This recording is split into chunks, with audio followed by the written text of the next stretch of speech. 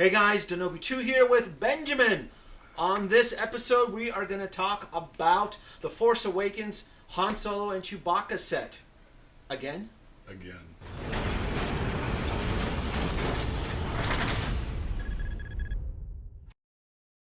Okay, Benjamin, I've seen the prototype photos. The set looks beautiful. Han Solo looks great, realistic. Chewbacca looks phenomenal. Han Solo, the sculpt is spot on. It really is. It's creepy. I have the Indiana Jones. You have the Indiana Jones also. Mm-hmm. The sculpt is okay. I'm not going to say it's the best, but I have to say I think this is the best Han Solo sculpt I've ever seen. This is by far or Harrison Ford sculpt. This is by far the best Harrison Ford sculpt I have seen. I mean, this sculpt is so great. You can take the head and you can pop it onto Indiana Jones' body, and you have the crystal skull right there. There you go. You could do that. You could.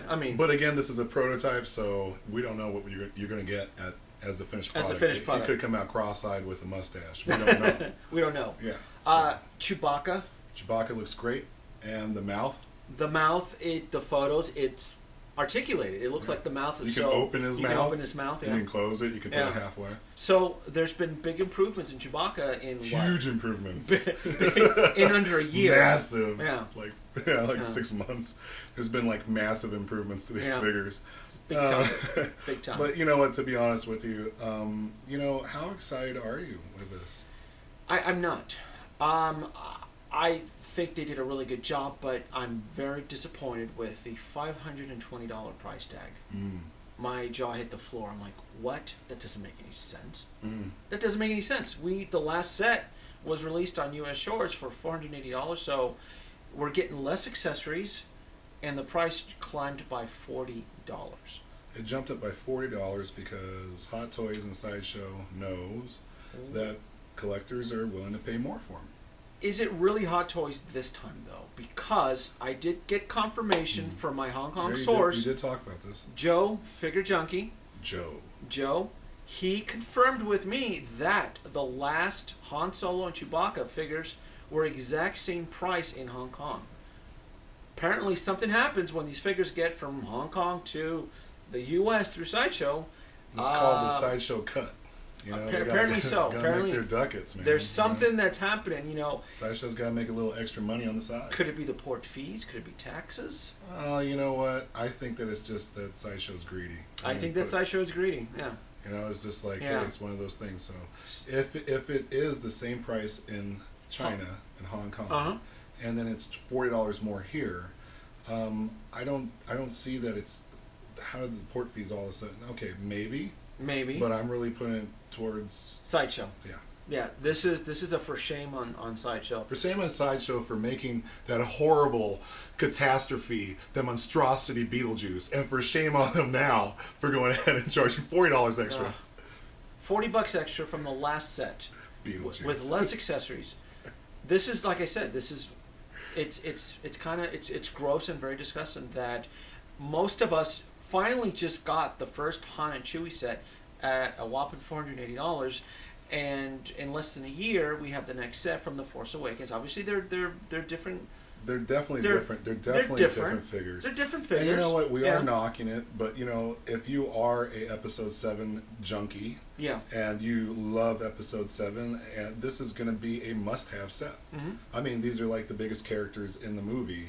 Next to Kylo Ren and Rey. The figures look great. I can't knock anything about it. Chewbacca looks phenomenal. Han Solo looks great. My thing is like I'm not really collecting the Episode 7 stuff. So. No. I think if anything, I'll probably get Finn. I mean, not Finn. I'll get Rey and BB-8. I would wait. Yeah. Because you have 2 more episodes to go. You don't know which one. Do you really want like 3 Reys? You know what I'm saying? It's like, wait, man. I mean, like the other one's not even sold out anyway, so who cares? Yeah. But okay, so now with the Han Solo, there was a bunch of photos. So let's talk about this. There was a bunch of photos that they showed, with the figure. He's like, sitting there. He's got his jacket off, and then there's one where there's Kylo Ren in the back of him, and his arm, and he's holding his helmet, and his mask is off while Han Solo's in front of him. So the insinuation is that they're going to go ahead and make a helmet-less version of Kylo Ren, which we could. I mean, this is something we've talked about. Told you so. We told you. Yeah, I mean that's exactly what it is. I mean, it's like no surprise to Yeah. me. I was like, what took him so long? I canceled my pre-order with Kylo Ren because I am making that assumption that we're gonna get a Kylo Ren without his helmet. But again, you have 2 more episodes to go, so Yeah. you don't really know like what's the best Kylo Ren, unless you're going to go ahead and you're one of those people who are going to get like Episode 4 Darth Vader, Episode 5 and 6 Darth Vader, and Episode 3 Darth Vader. Then go ahead and get all 3 Kylo Rens, I guess. So if you are gonna get the Han and Chewie figures, It's a superb figure.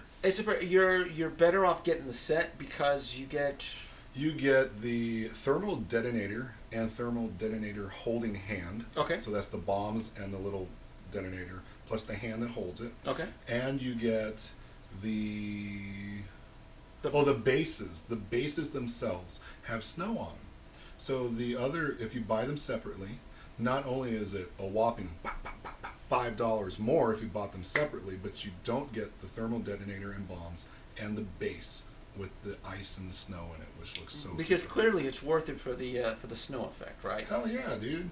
I would definitely spend an extra $5. I'm not. I know, Yeah. but I would if I was buying this set and I was really hyped about it, and there's a lot of people who aren't buying the classic series.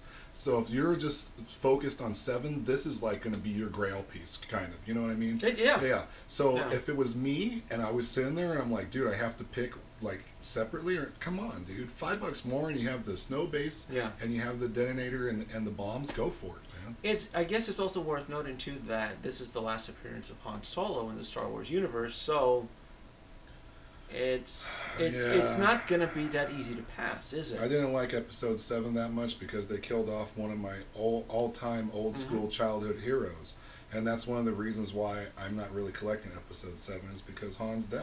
Yeah. It kind of ruined a little bit of Star Wars for me. That's what it did. Yeah. So.